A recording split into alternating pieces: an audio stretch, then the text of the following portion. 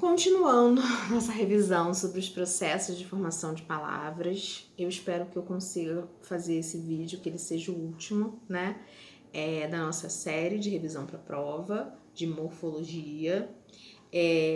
Então, eu já falei da derivação prefixal, sufixal, já falei da derivação deverbal, né, do processo de formação deverbal e vou falar dos outros rapidamente, né? Eu tenho um outro processo que se chama abreviação, quando eu diminuo o tamanho da palavra, tá? E eu posso diminuir de algumas formas. Eu posso fazer uma redução, né? O que é a redução? Quando eu tenho uma forma, né, um item que é complexo, né, que é formado por duas ou mais partes, e eu retiro uma dessas partes significativas. Então, um exemplo fotografia. Eu tenho que foto é luz e grafia é escrita, né? Enfim. E aí eu tiro uma dessas partes, eu tiro grafia e aí eu fico com foto. Isso seria um processo de redução da palavra, que é diferente do processo de supressão, porque no processo de supressão eu tiro qualquer segmento fônico para diminuir a palavra, para abreviar a palavra, mas esse segmento não tem um significado, ele não remete a nenhum conteúdo semântico propriamente dito. Então, quando eu falo o maraca é nosso, por exemplo, maraca, o que eu fiz? Eu tenho a palavra, o item Maracanã, e eu cortei as duas últimas letras, os dois últimos sons, né? Que não necessariamente, não é um morfema, ele não tem um morfema, né? Então, não tem uma significação. Quando eu pego a palavra refrigerante e eu corto ela ao meio, faço refri, né? Eu não necessariamente retirei uma parte significativa, eu tirei só um segmento fônico, só segmentos fônicos para diminuir o tamanho da palavra, tá? E eu posso utilizar também o método, né, para reduzir palavras da siglagem, né? Representação pelas unidades iniciais, que é o caso de, por exemplo, Unirio, FRJ, as siglas dos partidos, enfim.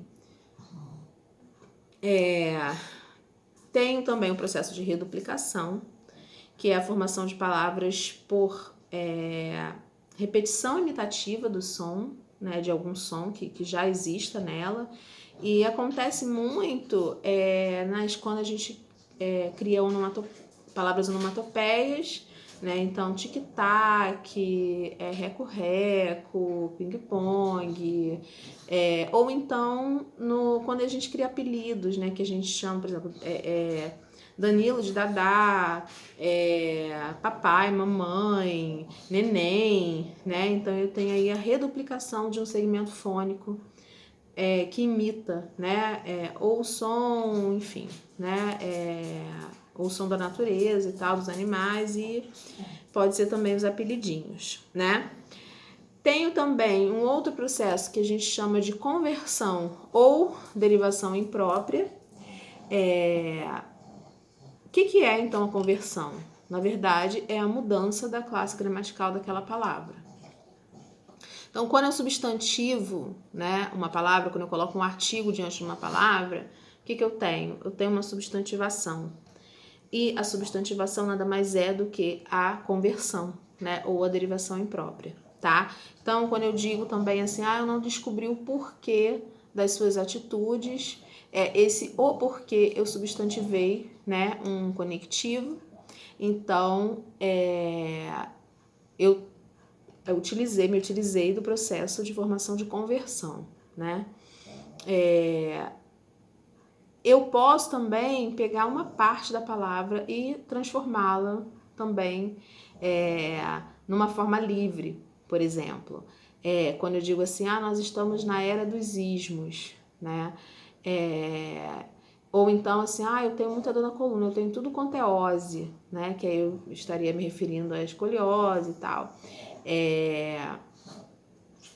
E aí eu peguei uma forma presa, que é um morfema, e transformei numa forma livre. Isso também é um processo de conversão.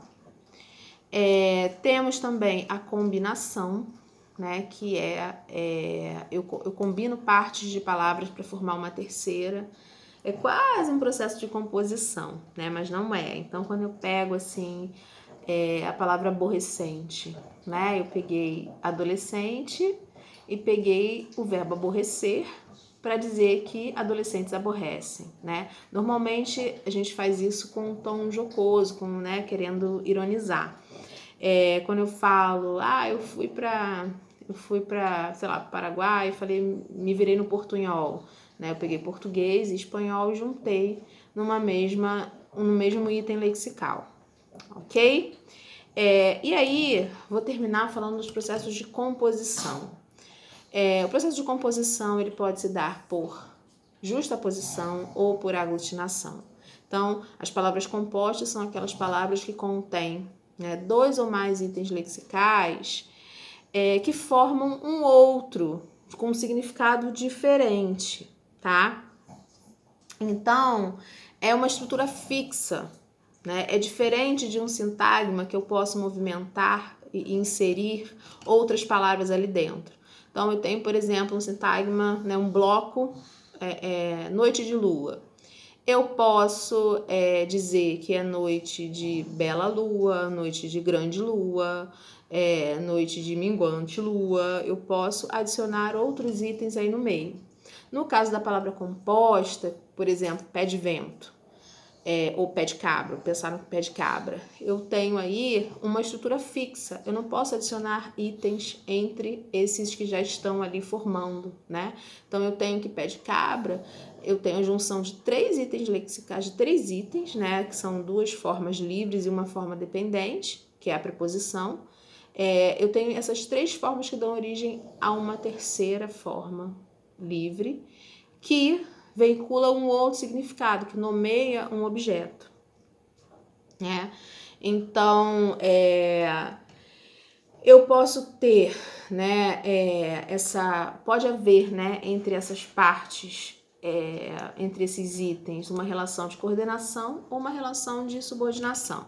Então, quando eu tenho a palavra guarda-chuva, quem guarda alguma coisa. Então, chuva está subordinado, tem uma hierarquia aí, né? Está subordinado ao verbo, porque ele é selecionado por esse verbo, né? A palavra chuva, o substantivo chuva, ele completa o sentido do verbo.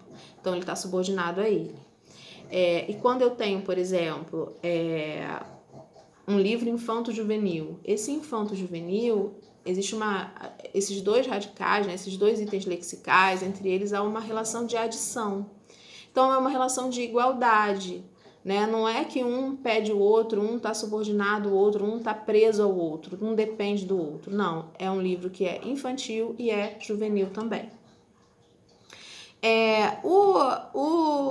A composição ela pode se dar por justaposição.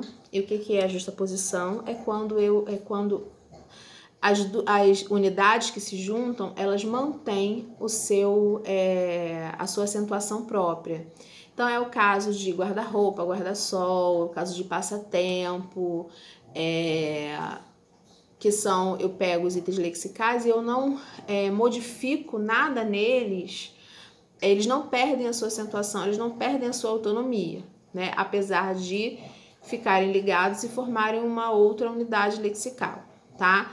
Mas a justaposição é isso, eu mantenho a acentuação, diferentemente da composição por aglutinação. Como o nome já diz, eu aglutino as palavras e uma delas, né, eu só vou manter uma acentuação em uma das palavras, tá? Então, quando eu tenho uma palavra, por exemplo, como planalto, seria o item plano mais o item alto.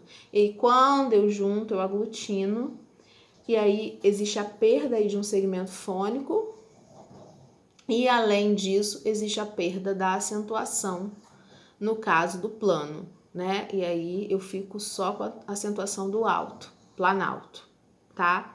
Então, basicamente é isso, né? Os processos de composição são esses. Existem outros processos, como os neologismos, os estrangeirismos, mas nós não vamos falar deles, né? Nós vamos nos ater a esses processos mais básicos e Terminamos então a nossa revisão, ok? Beijos e bons estudos!